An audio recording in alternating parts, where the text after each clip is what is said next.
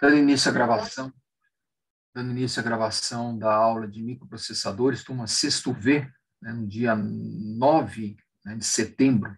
Né? Estamos aqui na nossa quarta aula, né, e eu vou fazer uma revisão, né, das aulas anteriores rapidamente aqui, né, já estamos aqui o horário avançado em função dos recados que foram dados. Mas antes de qualquer coisa, vamos dar uma olhadinha no Moodle. Né? Nós estamos aqui no dia 9. Eu já deixei aqui a segunda lista de exercício, que a gente vai começar a resolver essa lista, tá? No final da aula de hoje e nas próximas duas aulas. Essa lista ela está prevista para dia 24 de setembro. Nós temos aí mais de 2 semanas pela frente. Eu acredito que seja suficiente. Grande parte dessas questões que estão aqui nós vamos resolver aqui na própria sala de aula. Então, recomendo a vocês, né, da mesma forma que vocês estariam presencialmente, né, terem aí o caderno de vocês, né, mesmo com as deficiências que a gente tem aqui de ter uma segunda câmera, né, eu compartilho com vocês, né, como eu vou mostrar aqui na aula anterior, eu compartilho com vocês todas as anotações, tá, inclusive das questões, e aí vocês já podem ir desenvolvendo, né, as questões de uma forma síncrona. Então, aqui a gente tem ainda 2 semanas e meia. Conforme estava observado, né, o Pedro comentou aí, né, nós temos aqui 2 vídeos de resenha, né, um vídeo mostrando como funciona um computador, né, um computador PC, um vídeo bem interessante. Acredito que muitos de vocês tenham já essa experiência, porque já devem ter montado um computador. Né? Não é um vídeo que mostra aí as partes essenciais e é importante vocês conectarem essas partes com os conceitos que nós estamos tendo aqui na disciplina.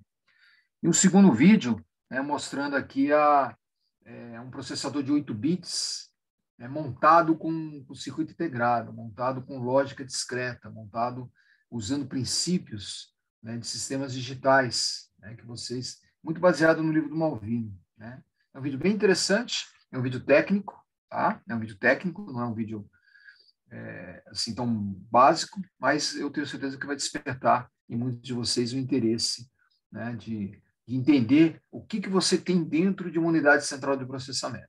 Essa é a nossa ideia com esses vídeos aqui. Já teve um envio aqui, ótimo, né? Mas ainda tem, né, 2 semanas pela frente. Ô, professor, Oi, Guilherme, pode falar. o senhor não podia deixar a gente fazer só uma resenha? Duas acho que tá complicado. Não sei, Bom, deixaria a segunda uma nota extra, assim. tá bom, não dê nota extra, né? Deixa, né? Optem por um dos vídeos. Sugiro que aqueles que tenham condições de fazer os 2 vídeos vai ganhar mais, né? Mas se a preocupação é com o tempo, não tem problema. A gente deixa um vídeo aí. Só coloquem na resolução, né? Conforme combinado em sala de aula, né? O vídeo com resenha é esse daqui. Tá? Mas eu E pode ter certeza que as resenhas são simples aqui. não entendi, professor. É uma resenha do artigo? Não, aqui eu estou propondo 2 resenhas. E o Guilherme acabou de colocar, né? Se poderia fazer apenas uma resenha. Estou deixando o opcional, né, de vocês só fazerem uma resenha. Tá, mas uma resenha seria do artigo e outra resenha seria do vídeo. Uma resenha seria do artigo Computer How Ah, tá. Stuff Works, e a outra seria de um desses 2 vídeos aqui. Tá? Entendi. Esse é um vídeo do kit ou o vídeo de 8 bits.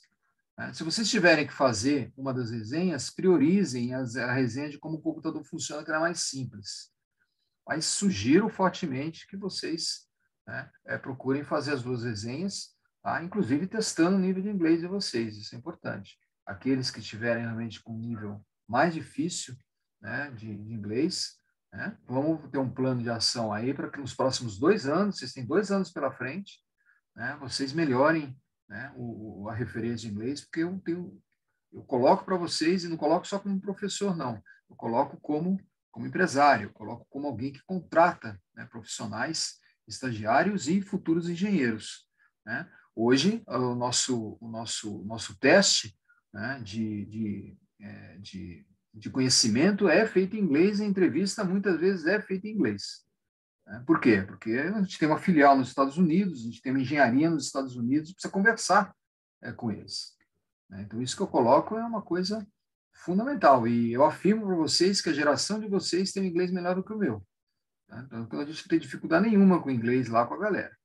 Um ou outro de vocês que não tem tido oportunidade na vida de evoluir no inglês, tem mais 2 anos pela frente aí para vocês suprirem essa deficiência. Tá? Então, é muito importante, aí eu coloco fortemente. Como eu tenho certeza que a grande maioria de vocês, né, já tem o inglês fluente, tá? Mesmo sem ter feito intercâmbio, tá? Só com as possibilidades que você tem aí na internet. E nos jogos, né? Muitos de vocês gostam muito de gamers, né? De games, e os games hoje em dia, eles são ótimas referências aí para vocês aprenderem uma segunda língua, né? Que eu até afirmo para vocês, talvez na carreira de vocês seja a sua primeira língua. Em algumas empresas, né? A língua falada dentro da empresa, principalmente multinacionais, é o inglês. Vamos voltar Professor, aqui? Oi, só Felipe, de pode falar, Felipe. curiosidade, o que você acha de aprender chinês? É necessário agora? É bom esperar um pouco? Eu afirmo para você, Felipe, o seguinte, que o inglês não é diferencial mais. Tá? Vamos lembrar que a nossa primeira língua é o português. Tá? O pessoal se esquece do português. Falar bem, escrever bem a nossa língua é essencial e continua sendo essencial. O seu nível cultural é medido pelo que você fala e o que você escreve. Você imagina se eu estivesse aqui dando aula para vocês, falando uma sequência de erros de português, sempre falando sem concordância, etc. É claro que a primeira língua tem que ser bem falada. O inglês hoje não é mais diferencial. O inglês é pré-requisito. Né? O mandarim, tá? Hoje é um grande diferencial. Né? Um grande diferencial. Agora, aprender mandarim, tá? Exige, se você tem um nível de dificuldade 1 para aprender o inglês, o mandarim, o nível de dificuldade é 5, né? Porque é outra língua totalmente diferente. Mas, com certeza, as possibilidades que você tem, né? Agora, na verdade, se vocês tiverem que aprender uma terceira língua, ô Felipe, normalmente vai ser uma terceira língua da empresa que você está trabalhando. Por exemplo, vamos supor que vocês tenham uma oportunidade de trabalhar na Siemens. Né? Então, é claro que dentro da Siemens, além do inglês, o alemão é muito bem-vindo. Né? Eu vou trabalhar na Alstom, que é francesa. É claro que na Alstom, o francês. Vou trabalhar na Renault, né? Aí o francês é bem-vindo. Trabalhar na Fiat, né? O italiano é bem-vindo. Né? Lembrando que hoje a segunda língua mais falada do mundo, tá? É o espanhol. E a gente acha que sabe falar espanhol, mas a gente não sabe falar espanhol. A gente fala portunhol. Né? Aprender bem o espanhol também é uma boa oportunidade, É bem principalmente na América diferente Latina. mesmo. Oi? É que é bem diferente mesmo, que eu falo. Bem. Tem o cielo em Eu espanhol, em inglês. quando, às vezes que eu viajei para Buenos Aires, ou às vezes que eu viajei para Espanha, às vezes não, eu viajei 2 vezes para Espanha e uma vez para a Argentina. Eu falei inglês, porque o meu portunhol lá é claro que você fala português, né? Na Argentina eles te entendem, né? Eu nem tento falar espanhol, porque meu espanhol é horroroso, né? Eu não tenho espanhol, na verdade, eu só engano porque acha que fala. Mas o pessoal entende bem, né? Bom, vamos voltar aqui, nossa aula. Eu deixei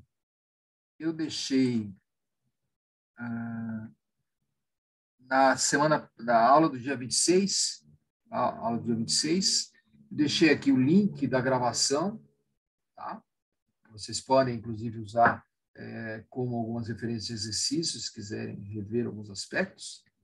Tá? As anotações, tá? Então, em função até das limitações que a gente tem aqui de câmera, né, de visualização, é que quando eu estiver escrevendo e fazendo exercício aqui na minha folha de sulfite, eu vou tirar o compartilhamento para vocês terem a tela cheia e poderem, né, acompanhar. Mas eu sempre escaneio, acabou a aula, eu escaneio a aula e envio para vocês.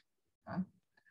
O link da aula e a planilha de atividades. Aqui eu só coloquei lá de início, mas ela obviamente não está nada preenchida. Essa planilha de atividades eu acho que eu coloquei pelo menos deixa eu ver se eu já coloquei o nome de vocês. Já coloquei o nome de vocês. Ó. Vocês estão vendo?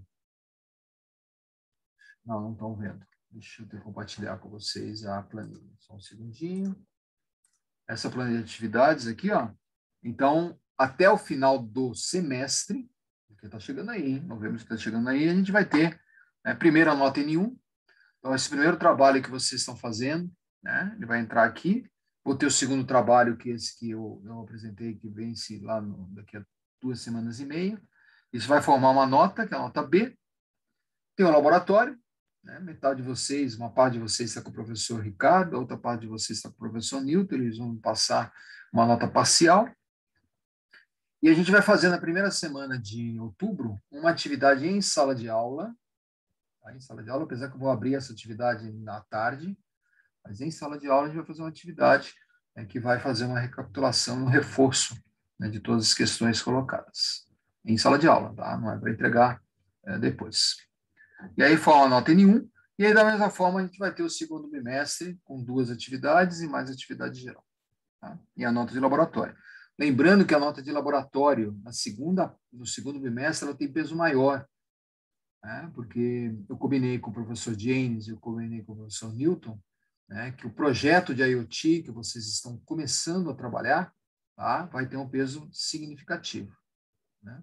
Então, é importante lá que, junto com o professor de laboratório, vocês reforcem aqui, né? Então, a gente vai ter menos atividade teórica e mais valorização, né, do projeto. Lembrando que nessa atividade geral 6 aqui, tá, eu vou pedir questões, eu vou pedir para vocês escreverem o projeto de Internet das Coisas que vocês vão estar fazendo com o Newton ou com o James, né? Então, é individual, mas vocês vão descrever, né, esse projeto, né, para reforçar o conceito de Internet das Coisas, de IoT, né? O Bruno estava falando lá da visita, eu recomendo fortemente, reforço, né, essa recomendação que o Bruno deu ali, essa oportunidade que o Bruno está dando no departamento, de vocês assistirem um tour virtual, né, mesmo que seja virtual, é um tour filmado, né, numa indústria 4.0, né, para entender o impacto que a internet das coisas tem hoje, não só na indústria, né, como em todas as atividades do ser humano. Vocês, durante toda a atividade profissional de vocês, nos próximos 30 anos, né, vão trabalhar com a internet das coisas. Vão trabalhar com dispositivos conectados à internet. Né? E esses dispositivos eles vão ter um microcontrolador, esses dispositivos vão ter uma interface de comunicação sem fio, esses dispositivos vão ter sensores. Então, esse trio, microcontrolador, né, sensores, comunicação sem fio, tá, é o tripé, né, que vai dar sustentação tecnológica nas próximas décadas aí para fazer muitas e muitas coisas, incluindo a indústria 4.0. Né? Então, recomendo fortemente aí, eu vou verificar aí esse link que o Bruno vai dar e vou, né, com certeza, com interesse, dar uma olhadinha, né, nessa fábrica 4.0 que é essencial. E quem já está fazendo estágio deve estar já trabalhando, né, com essa realidade na atividade profissional de vocês, porque a internet das coisas está, inclusive o pessoal que tem mais automação em casa, né, tem o Alexa, né, tem lâmpadas inteligentes, lâmpada que você manda desligar, Alexa, liga a lâmpada, Alexa, desliga a lâmpada, né? Então, isso está começando, câmeras inteligentes, né, com o celular você, né, tem uma visualização ali da segurança da sua casa. Tirando o governo do estado, que ainda usa muito papel. Não, a gente ainda está um pouquinho atrasado aqui. O papel não é só problemático, não. O papel é antiecológico, né? Eles estão até fazendo um programa para tentar ver se conseguem reduzir o papel, mas é absurda a quantidade que tem que... Mas a cultura é nossa, Felipe. O Brasil, é até legal você ter colocado isso, o Brasil é um país, né, que tem uma cultura de país rico no aspecto de desperdício, né? Sendo que o país rico não tem essa cultura. Né? Você vai... Desculpa, você pega os países europeus, os países orientais, que têm escassez de recursos, né? Pode ter certeza que essa questão de papel já desapareceu, não tem mais. Hoje o WhatsApp, você fotografa tudo e manda tudo pelo WhatsApp, manda tudo pelo Skype, não tem mais sentido hoje papel, de forma nenhuma, né? De forma nenhuma. Então, eu só tenho meu papelzinho aqui na minha segunda câmera aqui, porque eu não tenho um quadro branco aqui, eu não tenho uma estrutura aqui no meu laboratório, né? Espero que seja o último semestre que eu vou utilizar essa estrutura, espero semestre que vem voltar a ter contato presencial com vocês, né? Não é? Mas legal. Então, vocês estão vendo aí a a planilha, mas a gente vai começar a preencher essa planilha aí a partir das próximas semanas. Tá? Então, toda semana a gente vai atualizando essa planilha, tá? Para a gente poder ter uma avaliação, né, que corresponda aí ao que vocês estão assimilando. Né? Sempre lembrando que a avaliação faz parte do processo pedagógico, no aspecto que a avaliação verifica se você atingiu o ponto previsto naquele... É um indicador que a gente chama de qualidade. Né? É um indicador. Então, eu encaro, né, as avaliações como indicadores. Se tiver com dificuldade de fazer as avaliações, significa que a gente precisa ajustar alguma coisa no curso. Esse é o objetivo das atividades. Né? É o objetivo. Não é ficar tulhando vocês de coisas só, né, para... Né, eu dei aula, dei atividade. Não é isso, não. A atividade é uma realimentação, principalmente professor, né, para saber se a gente está conseguindo atingir o nosso objetivo. Tá? Bom, vamos voltar aqui. Deixa eu ver aqui. Só voltar a compartilhar. A nota da primeira atividade já está postada ou ainda não? Não, ainda não. Ainda não. Você pode ver que está aberto aqui. Tá? Eu ainda não coloquei. Não coloquei. Não coloquei. Não sei se ela já venceu, né? Eu tenho que dar uma olhadinha lá. Se ela já venceu... Semana passada. Semana passada. Então, eu, com certeza, na semana que vem, Felipe, a gente vai ter essa nota dessa atividade aqui nessa coluna Trabalho 1 aqui já. Ok? Ah, tá, beleza. Professor, uma pergunta. Pois não, pois não. O senhor chegou a ver os projetos que o pessoal colocou nos grupos? Eu não dou dando aula de laboratório. Quem está falando aí, eu não sei. Verônica, não sei. Letícia. Letícia, desculpa, só ver aqui o coisa. Deixa eu voltar a compartilhar aqui só a coisa aqui para a gente... Letícia, eu não estou acompanhando aqui o laboratório, tá? O laboratório está hoje, esse semestre, está a cargo do professor James e do professor Newton, tá? O laboratório que eu estou acompanhando é o laboratório do 6º E11, que é o laboratório do pessoal da manhã, né? Esse semestre, e o laboratório da mecatrônica. Então, eu realmente não consegui. Inclusive, um de vocês acabou mandando para mim o escopo do relatório, até devolvi, né, falando, olha, não sou eu que estou dando no laboratório. Né? Claro que a gente está aí para ajudar, né, no aspecto de acompanhar o projeto, tirar dúvida, tudo isso a gente pode fazer fora do horário da aula, no finalzinho da aula, tudo isso dá para a gente poder assessorar. Né? Mas não sou eu que estou monitorando os projetos da turma 6º V esse semestre. Okay? Vamos lá, nós estamos aqui, então, vou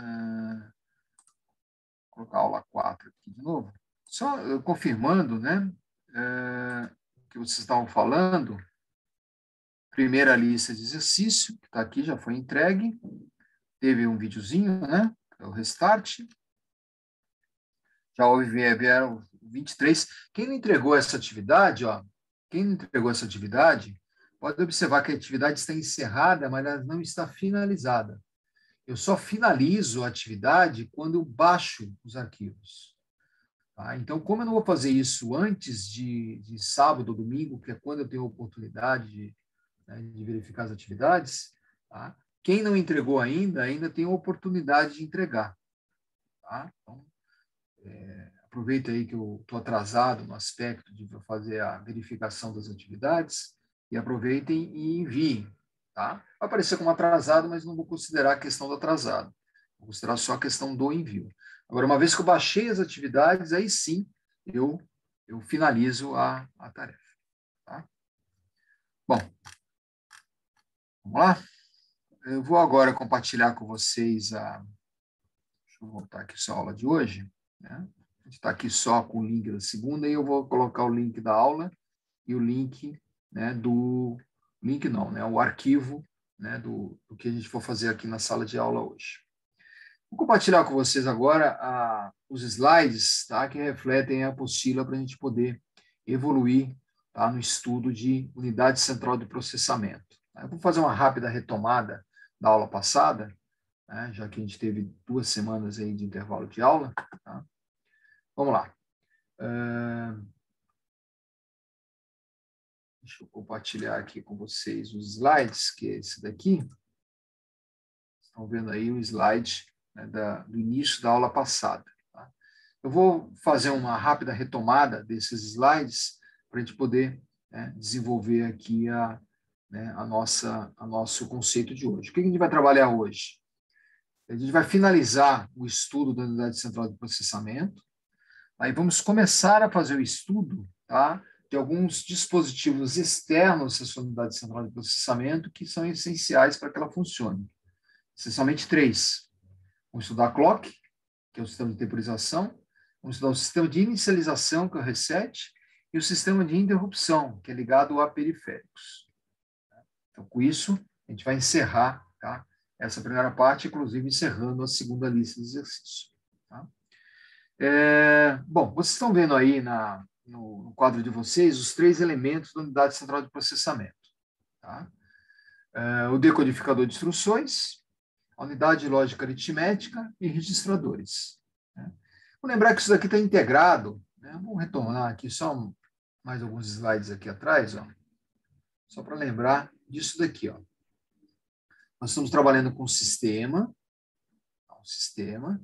programável, ou seja, ele é configurado através de códigos de operação, que principalmente vocês estão trabalhando no laboratório. Esses códigos de operação eles ficam na memória, e uma vez que eles são lidos e executados, eles começam a formar os comandos do programa. Então, todo o programa que vocês visualizam, tá? Inclusive esse que vocês estão me assistindo aqui, o Zoom, tá? o Acrobat, que, né? Aqueles que estão com o arquivo aberto aí, que eu deixei no slide, deve estar vendo, né? O WhatsApp, né? O processamento de imagem da câmera, né? O processamento de voz aqui do som que vocês estão assistindo, né? Tudo isso é composto de códigos de operação. Cada CPU, cada unidade central de processamento tem um conjunto de códigos de operação, que vocês devem estar vendo no laboratório. Acredito que no laboratório vocês estão estudando uma unidade central de processamento da família 8051. É uma família antiga, mas é muito didática, ela é muito adequada para se estudar códigos de operação. Então, tudo que vocês veem, tudo que é programável, linguagem C, linguagem C++, aí você começa a subir, Java, né? Aí você sobe mais ainda, Visual Studio, aplicativos, né? Tudo que vocês veem, né, em sistema programável, celular, computador, Smart TV, tudo isso é composto de uma sequência de códigos de operação, que está na memória, é lido através do barramento de dados. Lembra o barramento de dados? O barramento de dados, ele transporta, tá? Ele é um meio, o código de operação que está na memória, que foi gravado na memória, o software que está gravado na memória, é lido pela unidade central de processamento pelo barramento de dados. O barramento de endereço, ele localiza esse dado na memória, no periférico, ou na própria unidade central de processamento. Lembrando que o barramento de endereço é controlado pela unidade central de processamento. O barramento de dados, então, ele dá a complexidade, ele dá a capacidade de processamento do sistema, 8 bits, 16 bits, 32 bits, 64 bits, 128 bits. O computador que vocês estão me assistindo agora, possivelmente, está usando um processador Intel de 64 bits. Se vocês estiverem no celular, se o celular for de uma geração mais antiga, está trabalhando, né, com um microprocessador de 32 bits. Mas quem já tiver com o celular atualizado, de 1 ou 2 anos para cá, já utiliza processadores de 64 bits. Então, a capacidade. Quanto mais você eleva o número de bits, mais coisas você consegue representar. Também vimos isso na sala de aula, né, no exemplo que a gente deu lá no segundo dia de aula. Né? Para você controlar um LED, você precisa de um bit. Bit nível alto, liga o LED. Bit nível baixo, desliga o LED. Com um bit, você controla um LED. Imaginando que uma imagem seja um conjunto de pixels, e pixels são pontos de LED, e que cada pixel tem 3 LEDs, R, G, B, vermelho, azul e verde, né? e a variação de tonalidade desses LEDs, tá? Dão toda a paleta de cores que a gente conhece. Né? Então, imaginando que uma imagem é composta de pixels e uma imagem hoje é composta de milhares de pixels, né? O que significa você ter uma TV de 4K? Né?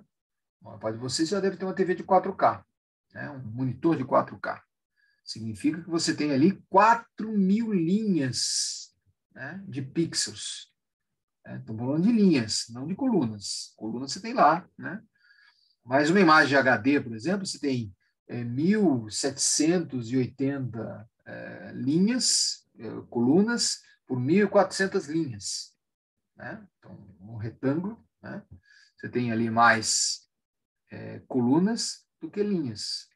E cada linha dessa, né, cada pixel desse ocupa 3 LEDs. Então, se você multiplicar linha por coluna por 3, e considerando que você trabalha com 16 níveis de variação de tonalidade, que dá 4 bits, você precisa no mínimo de 32 bits. A gente fez essa conta, né, na aula passada. Né? Fez aqui, ó.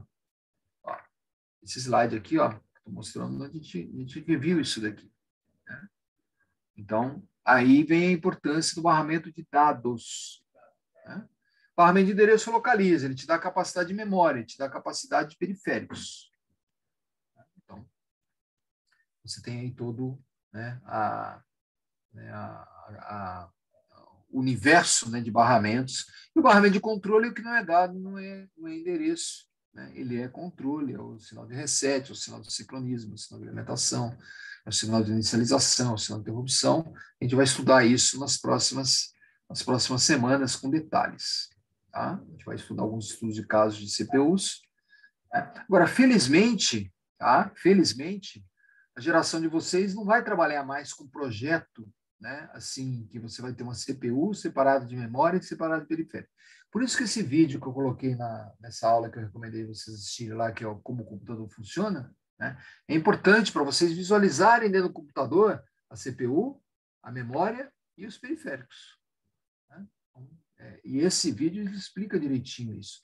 E alguns de vocês já devem ter montado o computador. Né? O pessoal que é mais autodidata, o pessoal que é mais curioso, né? O pessoal que gosta de montar os seus próprios equipamentos, né?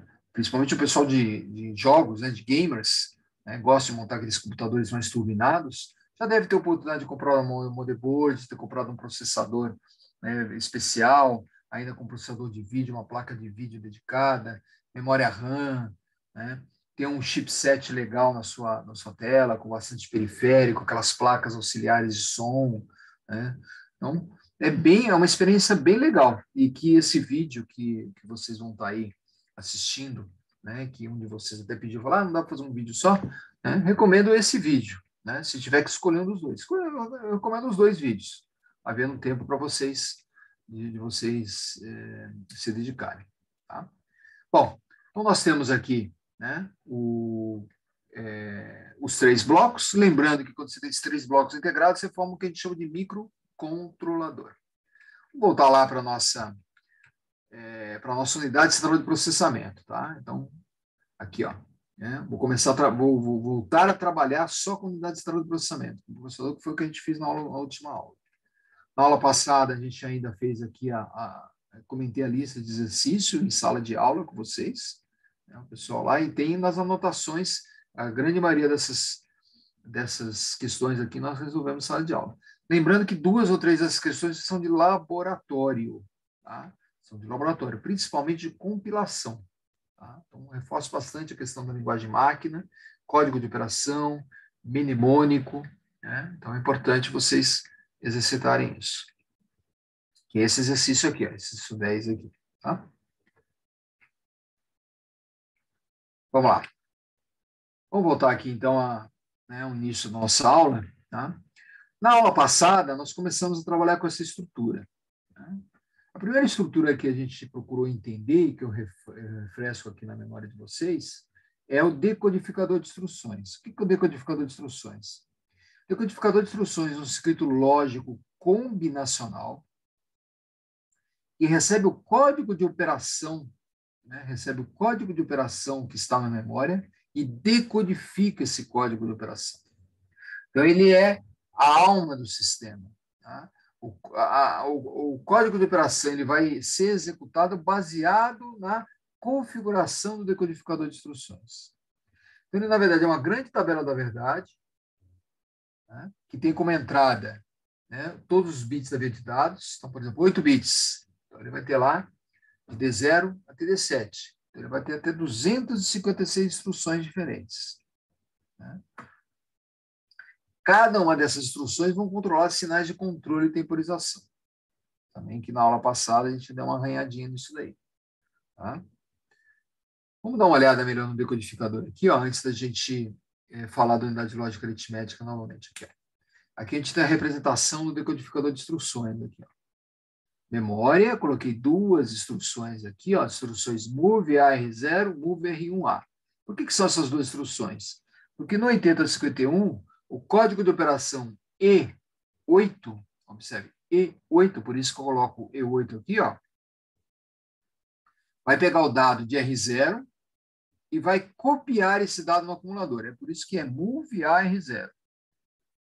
O dado do R0 é copiado no acumulador. Ele é movimentado para um... Mas o movimento não é um movimento que ele sai de um lado e vai para o outro. O movimento é de uma cópia, né?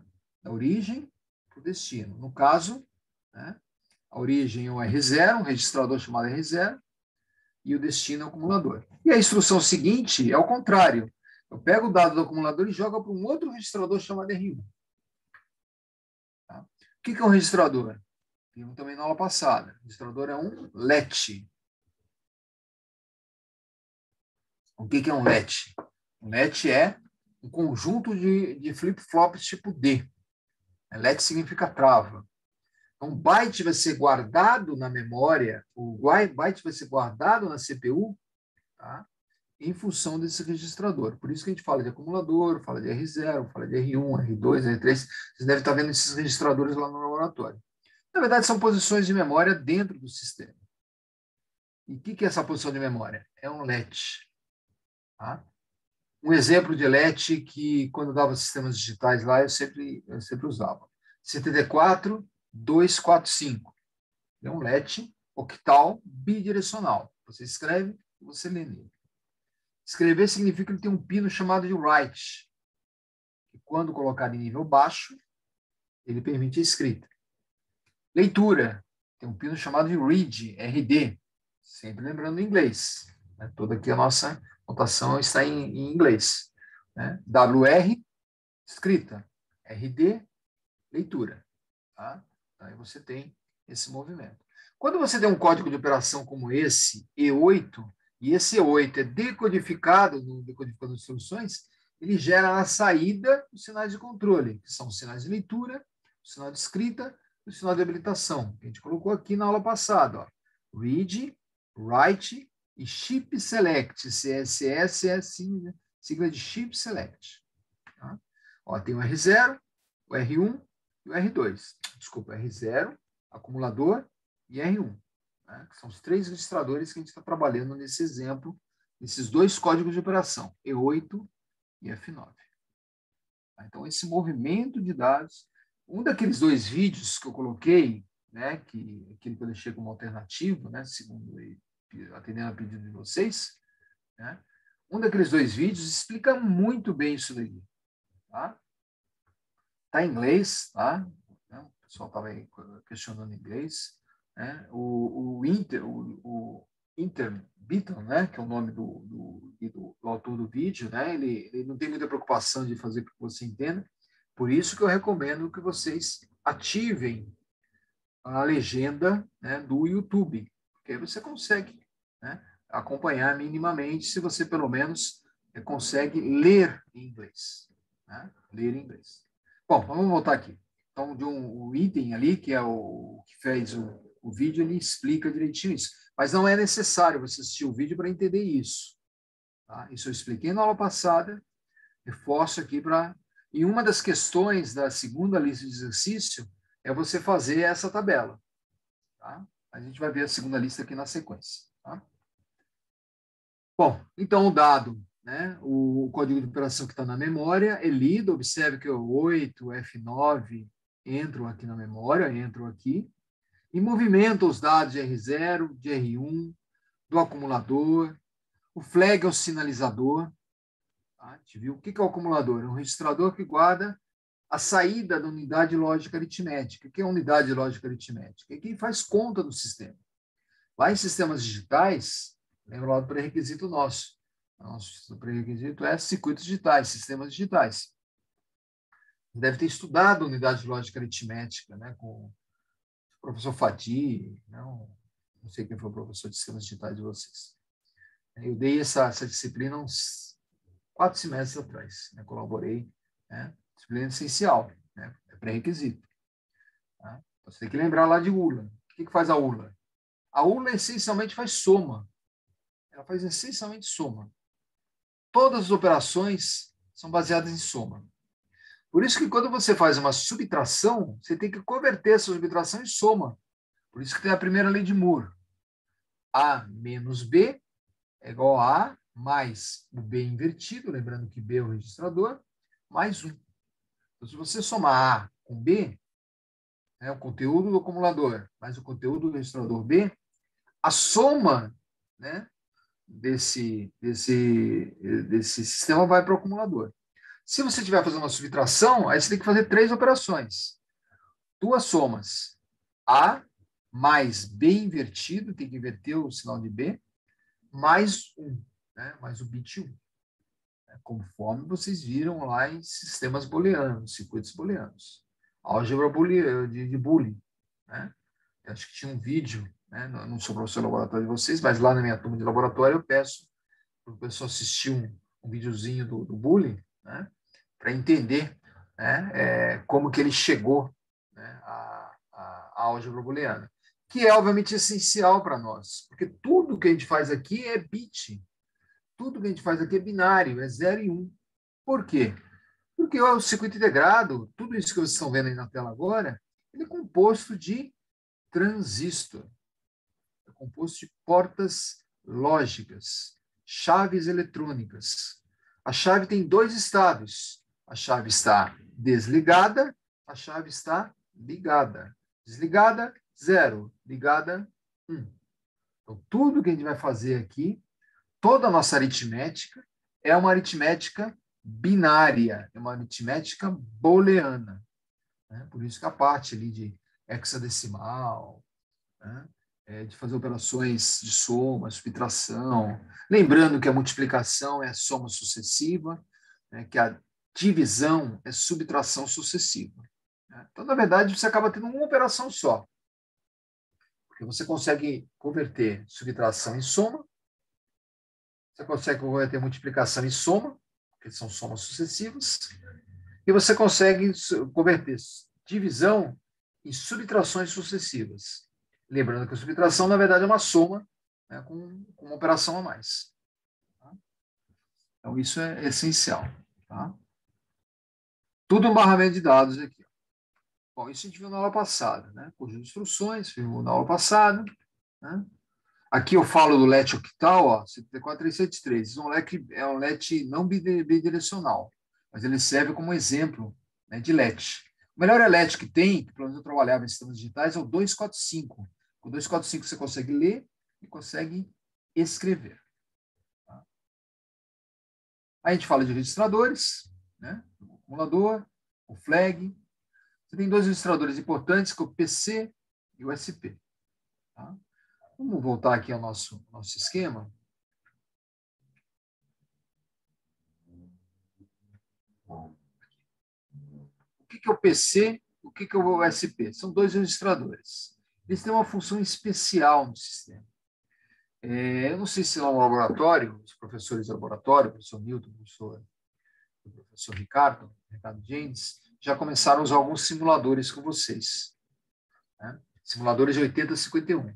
É bem interessante você observar no simulador, tá, o contador de programa, o PC, e o stack pointer, né, que eu vou revisar aqui com vocês. Acho que na aula passada a gente já tinha visto isso. Lembrando, tá, que tudo isso que a gente está falando aqui está explicado na apostila.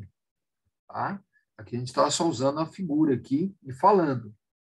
Tá? Daqui a pouco eu vou aqui para o meu quadro auxiliar e vou representar de novo isso. Tá?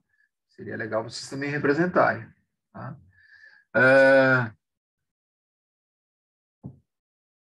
Nessa representação, tá? Nessa compreensão, é fundamental, né, que vocês entendam, tá, o significado, a função do PC, contador de programa, e SP. Observe que são dois registradores. O PC ele guarda o endereço da próxima instrução, tá? Que normalmente é a próxima mesmo, porque você vai vir numa sequência. Já o SP, né, guarda o endereço de uma área chamada de pilha. Serve para quê? Serve para você fazer retorno de subrotina. Então, aqui você tem o conceito de subrotina. Vou pôr na tela aqui e vou começar a fazer aqui alguns exercícios aqui. Ó. Tá? Aqui, ó.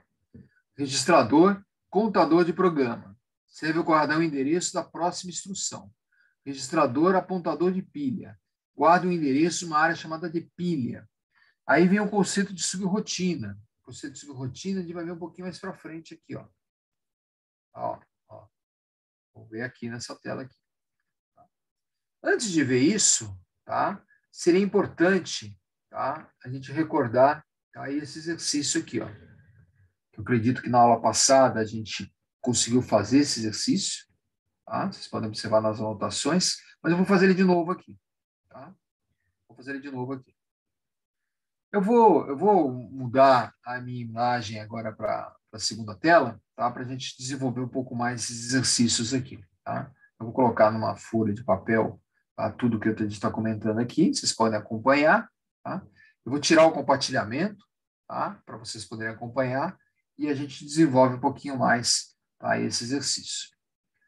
Tá? Vamos lá. Primeiro eu vou aqui mudar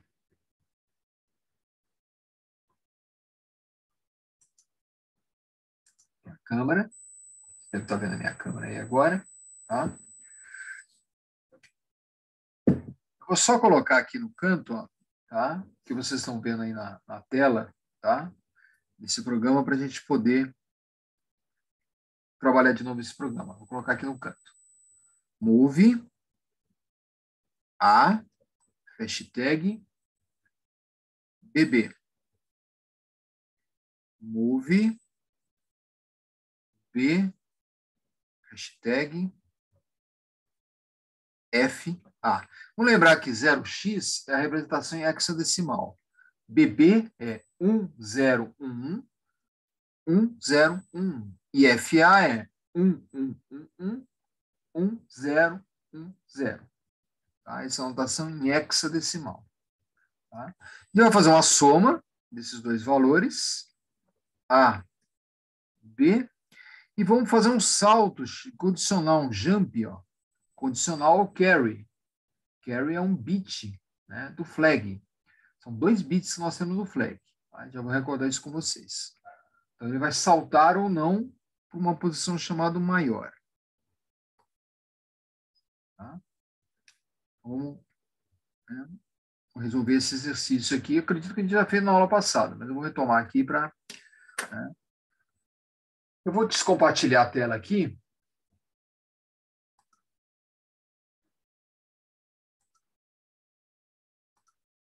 Agora eu acredito que vocês estão vendo a minha tela completa aí, que fica um pouco melhor. Bom, eu vou representar de novo aqui o sistema programável. Tá?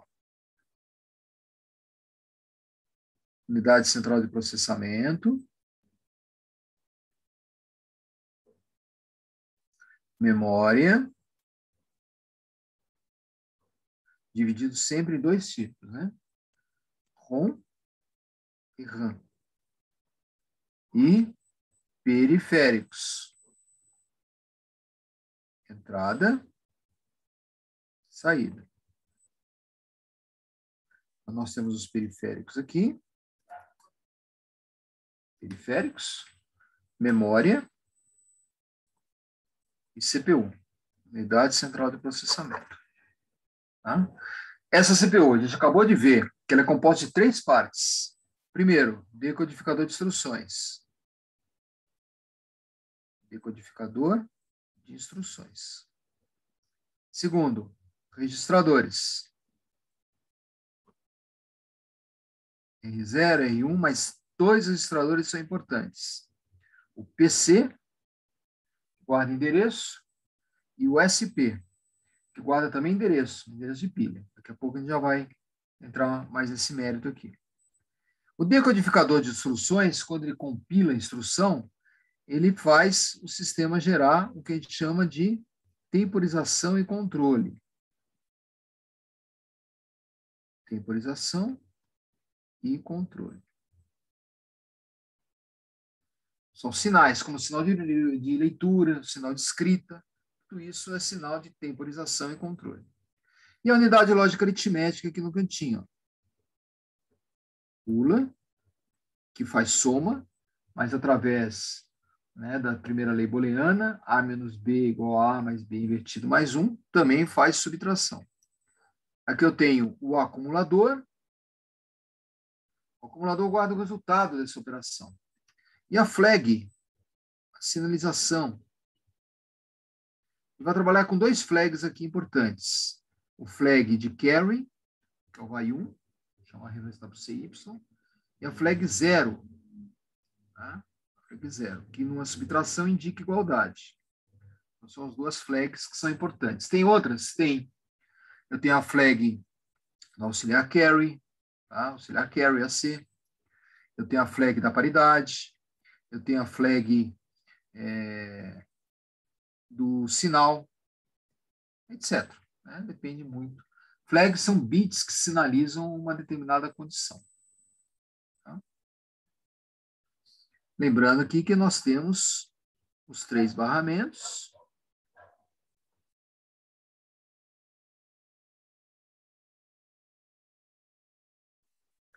Dado, T0, D7, endereço,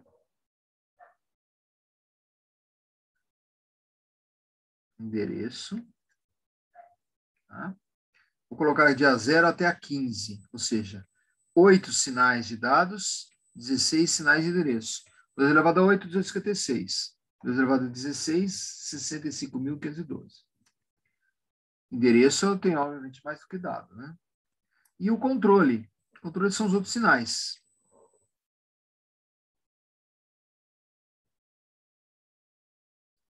Tá? Controle. O que é o sinal de controle? O sinal de leitura. Vou colocar um barra aqui, indicando que ele é ativo em 0. Sinal de escrita. Sinal de seleção. Tá? Sinal de clock, etc. Vamos ver uma série de sinais aí nas próximas aulas. O barramento de dados, ele sai da CPU bidirecionalmente, sai e entra na memória de escrita e leitura, sai e entra no periférico de entrada ou saída. Já o endereço, ele origina-se, tá? CPU, e vai para os outros sistemas. Percebe que ele é unidirecional.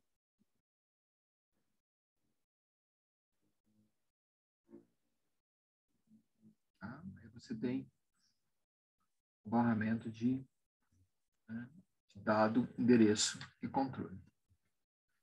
Mais uma vez, recordo, se você tem esses 3 elementos integrados, você tem o que a gente chama de unidade de microcontrolador, que é o que a gente vai trabalhar, tá? Vocês não vão precisar fazer projeto desses elementos separados. Vão trabalhar sempre com eles integrados. No início da aula aí, o Bruno estava falando de projetos integradores. A maior parte de vocês vai se tiver, né, que propor algum projeto integrador, vai usar microcontrolador, vai usar o Arduino. Muitos de vocês conhecem o Arduino. O Arduino usa um microcontrolador, né, que tem esses 3 elementos integrados no chip. No segundo bimestre, vocês vão trabalhar o tempo todo com o microcontrolador. Tá? O tempo todo. Bom, vamos fazer esse exercício aqui, ó. Ou seja, vou pegar o dado do acumulador, ó, dado acumulador, vou carregar BB nesse acumulador. Vamos lá, vou carregar o acumulador, Vou carregar BB nele, ou seja, 1, 0, 1, 1, 1, 0, 1, 1. Todos entendem aí que isso daqui é o BB, tá? Vou carregar o B, o registrador B. O registrador B está aqui, ó. Vou colocar ele aqui, ó, B. Vou pegar o registrador B e vou carregar esse registrador B com um outro número. Número FA. F 1 A 1010. Estou somando. Vamos somar esses dois caras aqui, ó. Então vamos somar, ó. Soma. Vamos somar.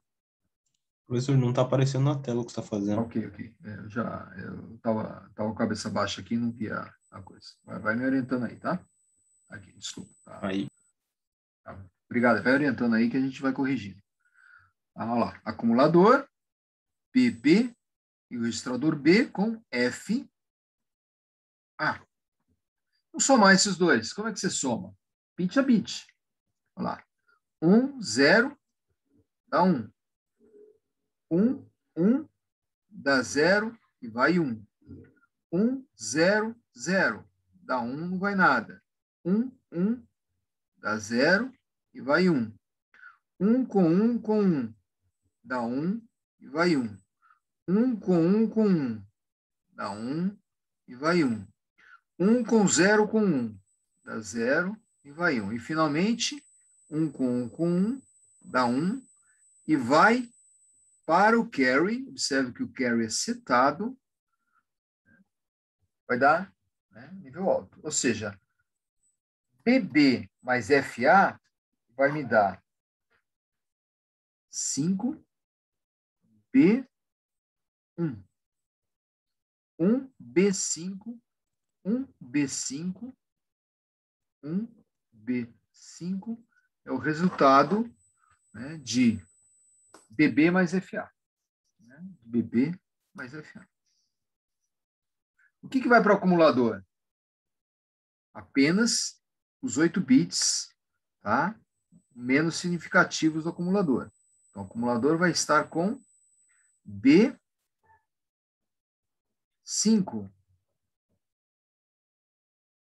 Isso é que vai estar no acumulador. Ó. B5. Só que o resultado não é B5, é 1B5. Por quê? Porque lá no flag, você vai ter o bit carry ative nível alto, o carry nível alto, e o bit Z, que indica se o acumulador está zerado, vai estar 0. O acumulador não está zerado, o acumulador está com B5. Tá? Aí você tem esses 2 bits. Acho que na aula passada, né, quando a gente estava trabalhando com esse exercício, a gente viu que a gente tem mais alguns flags, tá? Alguns flags que vocês podem, tá? Deixa eu compartilhar de novo aqui a apostila com vocês.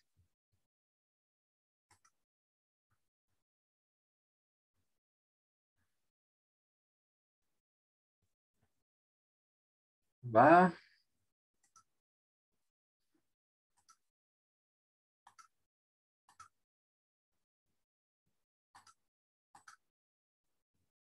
Compartilhando aqui, ó. Estou mostrando exatamente essa conta aqui, ó. Tá? Nessa tela aqui, ó.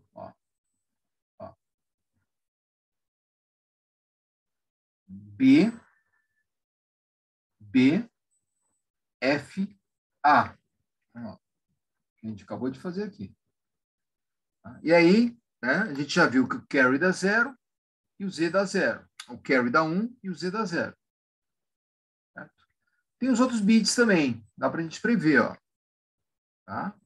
Quais são esses outros bits? Está aqui, ó. Na tela aqui, ó. Sinal, auxiliar carry e paridade.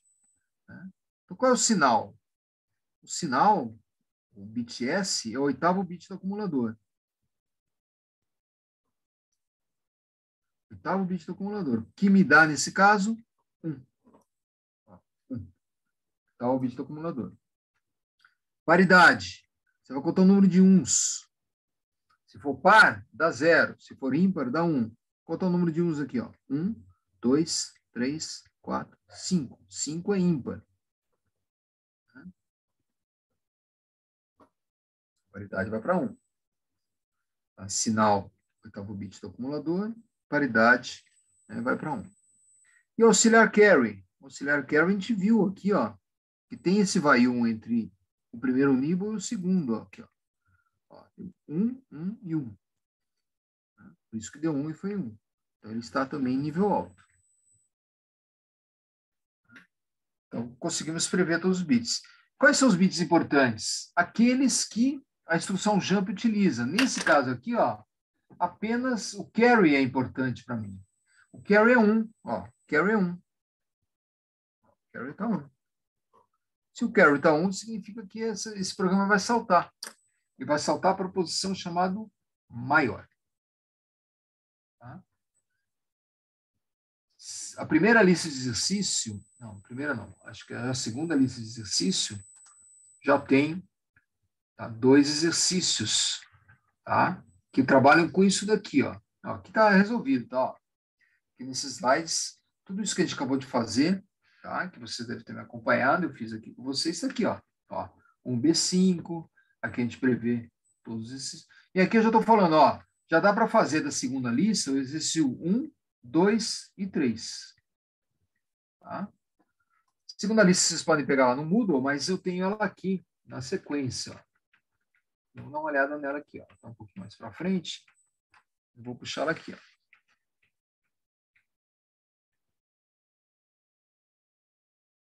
No slide 48.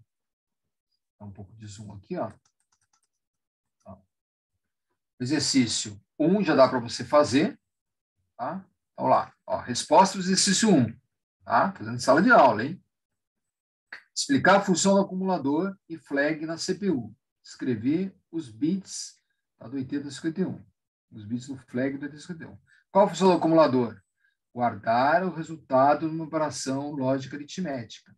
Pode observar que esse valor que estava aqui, ó, B5, tá? Ele foi para o acumulador. O acumulador que estava com BB passa agora a ter o valor B5. Ou seja, 1, 0, 1, 1, 1, 0, 1, 0, 1. B5. B5. Tá? Aí você tem, tá, o resultado do acumulador. E o flag?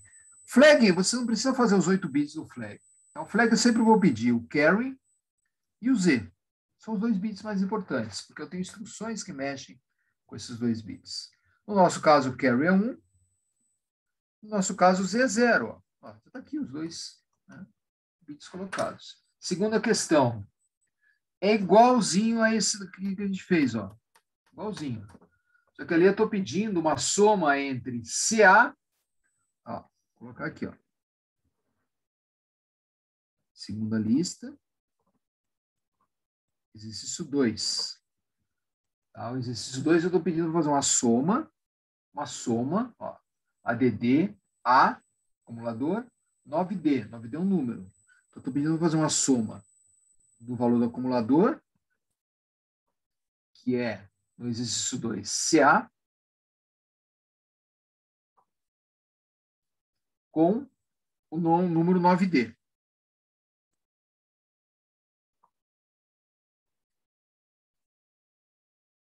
E aí ele está pedindo para prever o conteúdo do acumulador e do flag.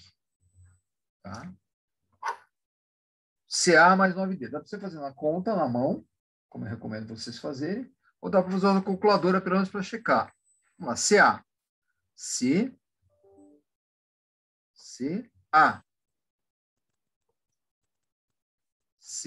CA. 9D. 9D.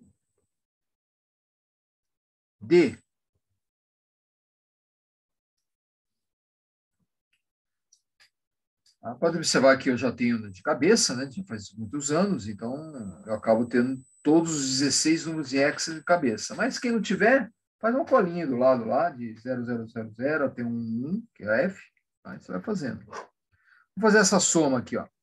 Está querendo fazer a soma, né? Ó, ADD. 1 com 0, 1. 1 com 0, 1. 0 com 1, 1. 1 com 1, 0. E aqui tem o auxiliar carry, que vai para nível alto. 1, foi para cá, né? 1, 0, 1. Tá? 1, 0, 1 dá 0 e vai 1. 1 não vai nada. 1 não vai nada. 0 e o carry final é 1. Tá? Então, o resultado dessa operação deu o número 6, o número 6, 7, 67. Tá? O Z, obviamente, deu 0, porque o Z indica 0, como ele está com o número 67, né? Então não precisou, né, de fazer. Então, exercício 2 da segunda lista, exercício 1 da primeira lista eu respondi. O exercício 3, só vou deixar para vocês fazerem, porque é outra soma, ó. A soma entre 7A e B e 53. Faço a soma dessa forma aqui, prevendo o valor do acumulador, valor dos bits auxiliar carry, que é acumulador, tá? Confio o acumulador com auxiliar carry. E aqui você tem o próprio sistema, o bit 0. Então, é a mesma coisa, você só desenvolve, tá? 7A, 53. Então, isso 3 também feito. Isso 4, tá? Estou pedindo para você fazer uma tabela, né? Read, Write, Shift, Select. Nós fizemos essa tabela, tá lá naquele slide, né? Só que aqui está mais simples. Né? Bom, esses 5 já tem conceito novo que a gente já vai dar na sequência. Ok? Vamos voltar aqui para a apostila. Tá? Então, já temos 3 exercícios aí da segunda lista de exercícios já feitos. Bom, vamos voltar aqui, ó, para a gente detalhar um pouquinho a questão dos 2 registradores, que são esses 2 registradores aqui, ó. PC e SP. O slide que explica bem isso, e lá que é correspondido à apostila, tá? É esse slide que explica o que é uma subrotina. É o slide 30. Tá? Slide 30. Vou dar uma explicadinha nesses 2 registradores. Tá? Vamos lá. Primeiro, vamos lembrar, um programa é feito do quê? O programa é feito de uma sequência de códigos. Esses códigos são do tamanho da via de dados. No nosso caso aqui, são bytes. Esses códigos estão lá na memória. Eles são executados um por um. Tá? Executou o primeiro, o segundo, o terceiro, etc. Quem coordena essa busca aqui é o PC, o contador de programa. Porque ele guarda o endereço da próxima instrução. Se a próxima instrução for a próxima, aí não precisa fazer salto. Se a próxima instrução for uma que não é sequencial, ele precisa carregar o PC, o contador de programa que vocês estão vendo aqui, ó, ele guarda o endereço da próxima instrução. Lá no laboratório, você vai trabalhar com simuladores. O simulador mostra isso direitinho. Bom, vamos imaginar que essa instrução que está aqui, ó, tá? Essa instrução que está aqui, tá? Seja um jump.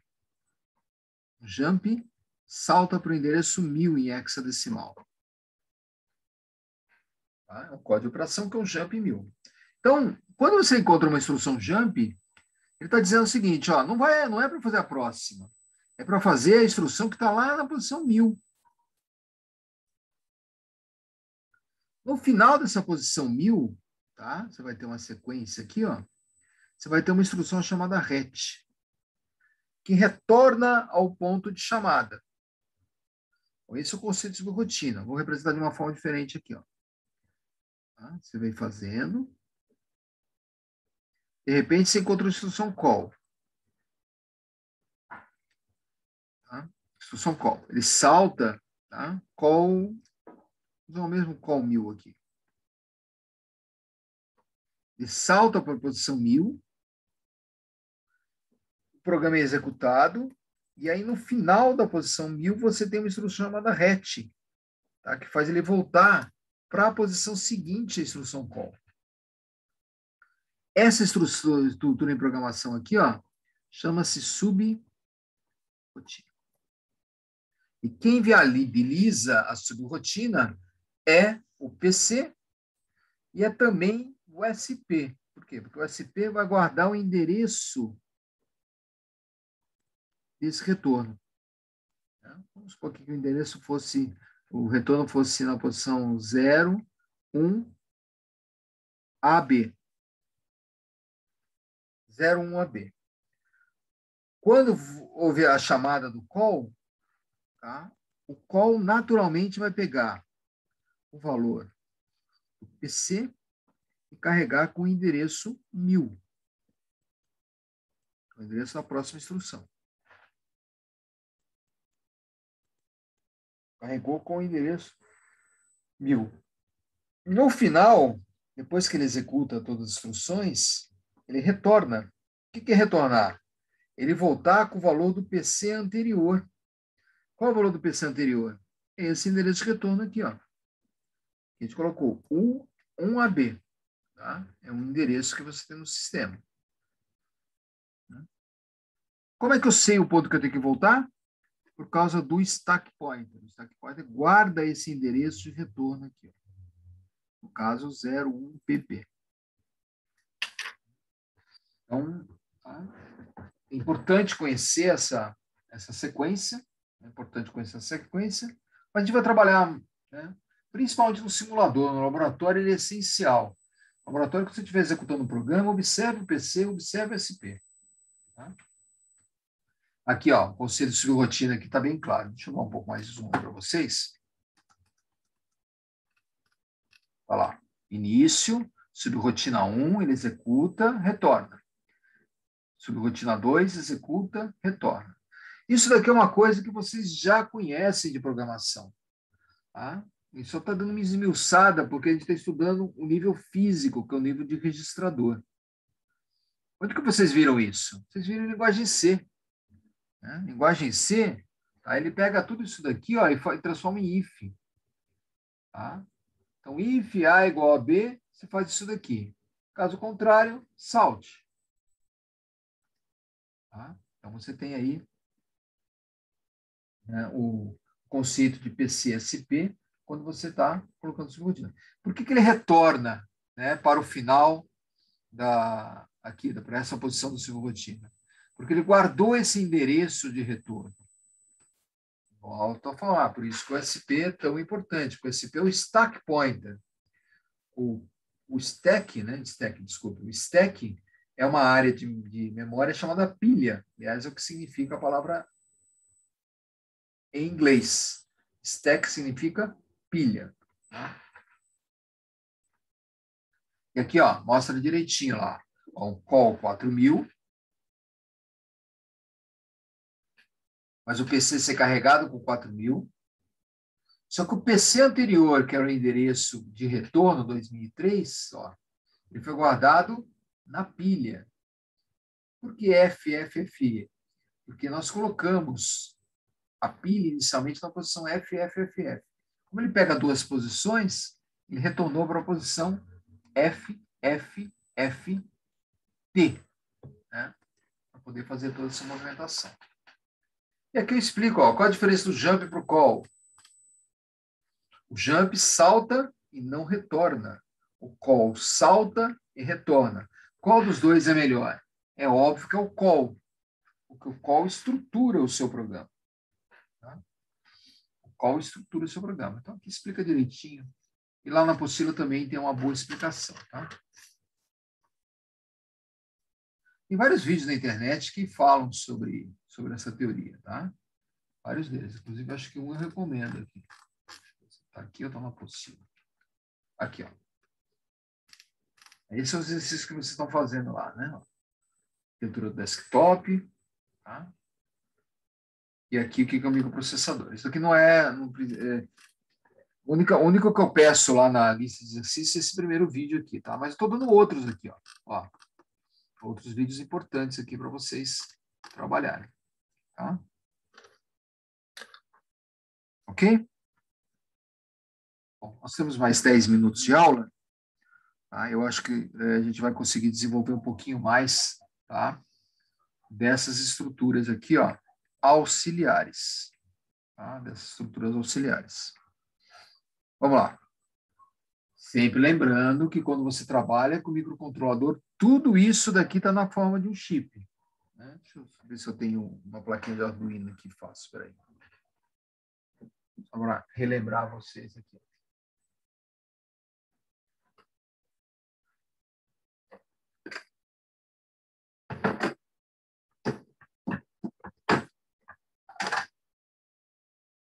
Aqui, ó. Essa plaquinha de Arduino. Tá? Onde vocês conhecem, onde vocês usam em projetos integradores. Tá? Observe o que a gente tem nessa plaquinha aqui, ó. Um microcontrolador. Esse microcontrolador tem CPU, memória de programa, memória de dados e periférico dentro dele.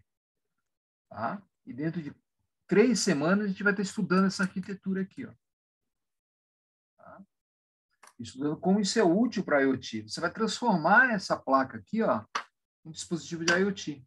Você vai agregar essa placa que tem um microcontrolador, uma interface de comunicação, Zigbee, Bluetooth, rede, né? E vai transmitir dados de sensores que vocês vão colocar em torno dessa placa para uma nuvem de internet. Esse é o projeto de IoT. Esse é o projeto que vocês devem estar começando a desenvolver com o professor James e com o professor Newton. Tá? Bom, vamos colocar tudo isso que a gente... Antes da gente... Só verificar aqui se tem mais alguma coisa antes de evoluir aqui para os sistemas auxiliares, que é o slide 35. Tá? Acho que vale a pena a gente abrir a apostila. Tá? Vale a pena a gente abrir a apostila aqui. Deixa eu abrir a apostila. Vou pegar a apostila que está a apostila que está no Moodle. Tá? Eu abri a apostila, vou compartilhar com a apostila com vocês.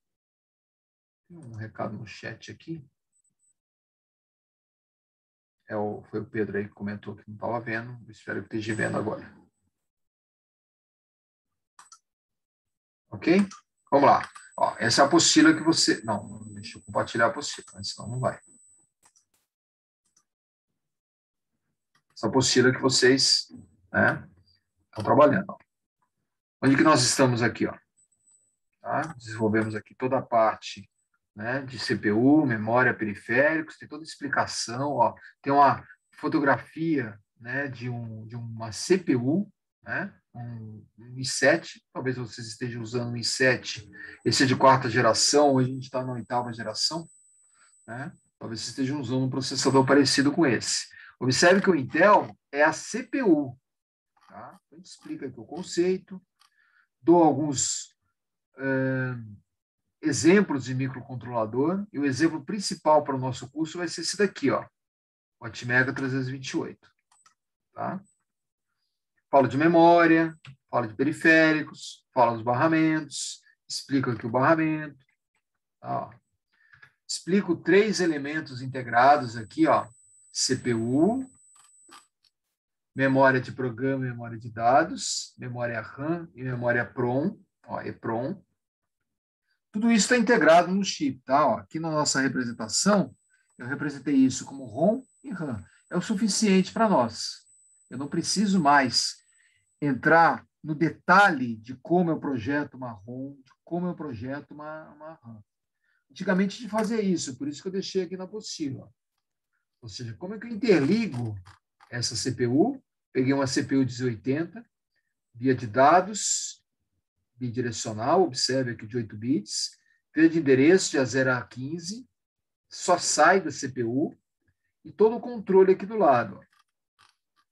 Quando eu interligo esses três elementos aqui, ó, CPU, memória EEPROM, memória ROM, memória RAM e periférico, eu tenho um sistema programável. Tá? Eu tenho esses três sistemas aqui integrados. Ó. Volto a falar, felizmente, tá? Nós não precisamos mais projetar isso daqui. Por quê? Porque o nosso microcontrolador, ó, esse microcontrolador, já tem esses três elementos aqui dentro, como a gente vai ver dentro de algumas semanas. Por isso que hoje você vai conseguir fazer um projeto de IoT tá, sem se preocupar com a CPU, com memória, com o periférico, etc. Fala um barramento de SPI, né? SPI e I2C, a gente explicou bem isso na aula anterior. Aqui a primeira lista de exercício, que foi resolvida em sala de aula, que vocês já entregaram essa lista, e que a semana que vem eu vou já mostrar aí ela conferida, tá? Temos questões de ENAD, né? O professor Bruno, não, ele não estava falando de ENAD, estava falando com nossos professores sobre questão de ENAD. Tá? E aqui a gente tem a arquitetura que a gente acabou de estudar, ó. Decodificador, ULA e registradores. Ó, esse é o vídeo que eu estou pedindo lá para vocês fazerem no trabalho 2, um deles. Tá? Ele monta uma unidade central de processamento, usando um decodificador, usando registradores, LETs, usando unidade de lógica de aritmética. Então, tudo isso que vocês vão ver no videozinho aqui, ó, são chips dedicados que vocês viram em sistemas digitais. Ele junta tudo isso num protoboard, tá? Junta tudo isso num protoboard e põe para rodar. Né? Explica como faz isso. Vocês precisam fazer isso? É óbvio que não. É só para entender, para saber que uma unidade central de processamento, essa CPU que vocês estão vendo aqui agora, ó, é composto de portas lógicas. Esse é o espírito do vídeo. Tá? É composto de portas lógicas. Tá? É importante montar isso? É claro que não. Né? Hoje em dia, tudo isso é integrado aqui, ó, tudo isso está aqui dentro. Tá? Mas você tem que saber que aqui dentro tem silício. Aqui dentro tem porta lógica, aqui dentro tem transistor, aqui dentro tem fluxo eletrônico. Esse vídeo ele mostra isso. Tá? Ó, mostra aqui uma instrução sendo executada. Né? Por isso que eu ofereci para vocês verem esse vídeo. É para montar isso? É óbvio que não. Tá? É só para você saber que dentro de um microcontrolador você tem, né, portas lógicas, você tem circuito combinacional, você tem circuito sequencial. E o cara é um maluco, né? No aspecto, um maluco positivo, né? Ele montou tudo isso. Não sei se eu comentei na aula passada com vocês, que a gente estava falando, inclusive, desse vídeo.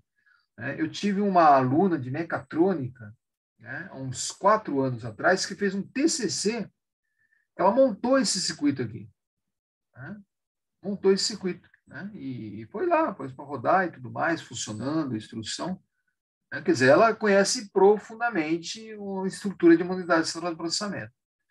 Eu prefiro que vocês peguem a placa do Arduino e transformem essa placa no IoT, ao invés de você ficar vendo isso.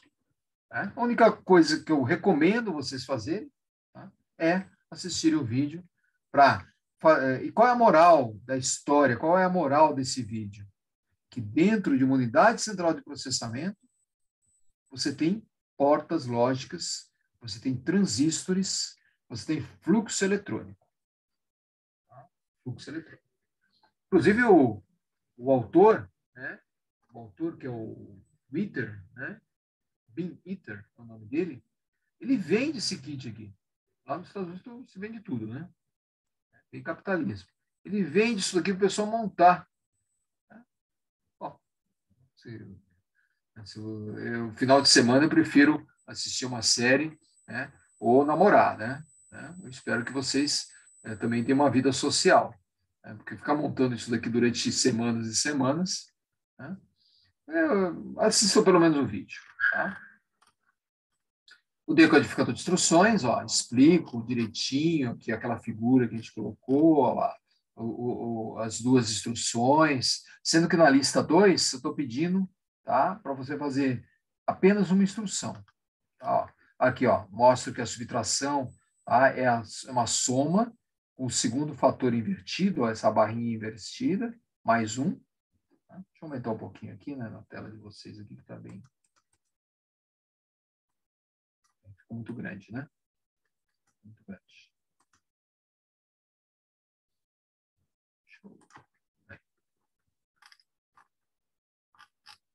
Ok, olha lá.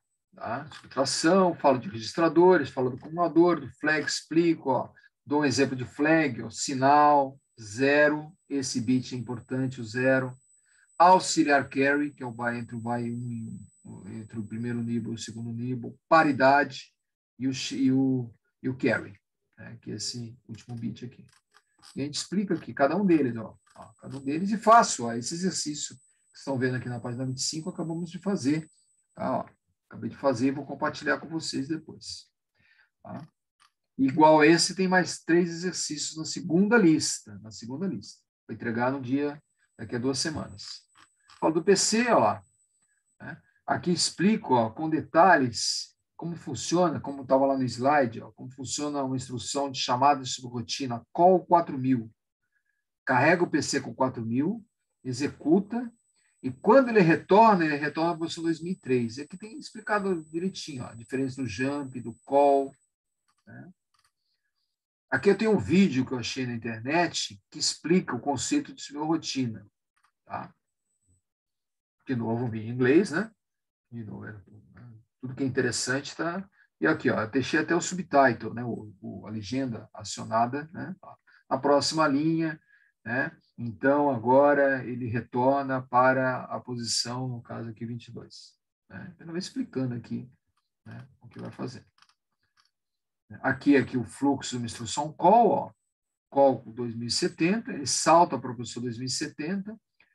Na posição 2027F, ele retorna, porque tem uma instrução RET, né, ó, uma instrução RET, ó, RET, ó, vai ter 27F, ó, 2070 tem 27F, a 2070 da 27F tem a primeira subrotina.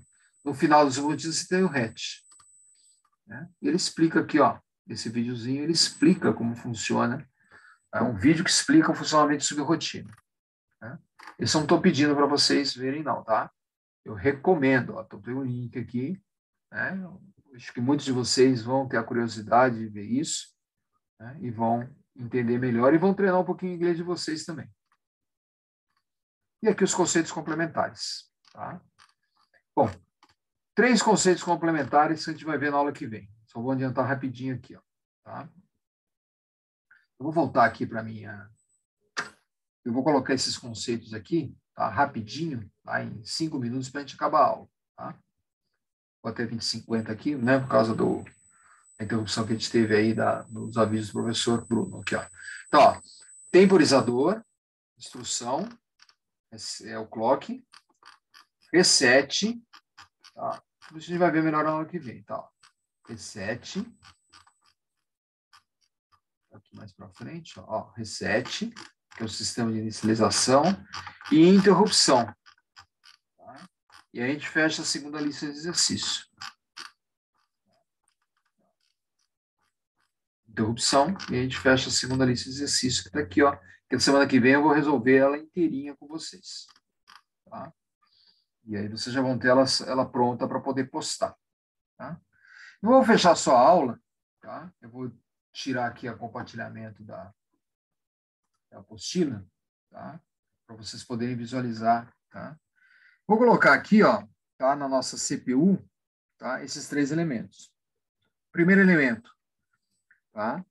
É a temporização. A temporização é feita através de um cristal. O cristal, eu vou chamar de XC, tá? ele vai para um circuito chamado oscilador. O oscilador produz o que a gente chama de clock. Clock é um dos sinais de controle do sistema. Todo o nosso sistema é baseado em clock. Aquela sequência.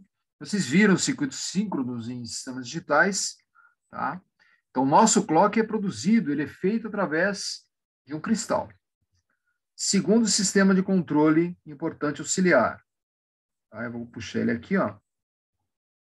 É o reset. Reset. Reset, ele vai para um sistema RC, capacitor, resistor, e uma chave. Tá? Uma chave normalmente para a terra. Se eu apertar o botão, esse botão de reset, ele vai gerar um pulso aqui. Quando ele gerar um pulso no reset, o reset inicializa o sistema. Então, enquanto o clock sincroniza o sistema, o reset inicializa. O que é inicializar? É buscar a primeira instrução que está aqui, ó. A primeira instrução é determinada ela é imposta pelo reset. Quando você aperta o botão de reset, você inicializa o sistema. Não sei se vocês estão com desktop agora, no momento. Se você apertar o botão de reset do desktop, tá, ele vai inicializar o sistema. Hoje tem poucos equipamentos que têm reset. Por quê? Porque os sistemas hoje têm o que a gente chama de watchdog, que eu vou explicar bem na aula que vem. Tá? E o terceiro elemento está ligado a periférico, que está ligado ao sistema de interrupção. Tá? Esses três elementos a gente vai estar estudando. Volto a falar. Ó, vamos colocar o nosso, para a gente encerrar com chave de ouro a nossa aula aqui. Ó. É o nosso microcontrolador. Vamos procurar os três elementos aí. Ó. Cristal. Ó. Cristal. O cristal provoca oscilação. Qual é o valor do cristal da placa Uno? 16 MHz. É a frequência do clock, tá? Do Atmega 328 que a gente vai usar. Na verdade, eu vou dividir isso por 2. Vocês vão perceber aí que tem um fator de divisão. Reset. Reset está ligado aqui, ó. Uma chavinha, ó. Uma chavinha. Se eu apertar essa chavinha aqui, ó, vocês inicializam o sistema. Por quê? Ele busca a primeira posição de memória, tá? A primeira instrução na posição de memória, na primeira posição de memória. E a parte de interrupção, ela está toda interna ao microcontrolador. Só tenho duas interrupções externas, chamadas int0 e int1. Vocês vão ver no laboratório e a gente vai reforçar isso melhor na aula que vem. Então, esses três elementos a gente vai estar trabalhando melhor aí na próxima quinta-feira. Tá? Vou parar a gravação nesse momento. Deixa eu só voltar ao compartilhamento aqui da apostila. Tá. Isso eu vou compartilhar com vocês, tá? Mas isso que vocês estão vendo aqui é exatamente o que está aqui, ó. Ó, o cristal, o reset, com a chave de reset, e aqui as interrupções que eu coloquei aqui do lado. Mas na aula que vem eu vou começar a aula desse slide aqui, tá? E eu vou explicar cada um deles, ó. Reset, vou explicar o watchdog, clock e interrupção. Tá? E aí a gente encerra na segunda lista de exercícios. Mas uma questãozinha da Nádia aqui, né? Então é bem interessante também, mas a gente discute isso na próxima aula. Bom, vou parar a gravação nesse momento. Vou parando a gravação.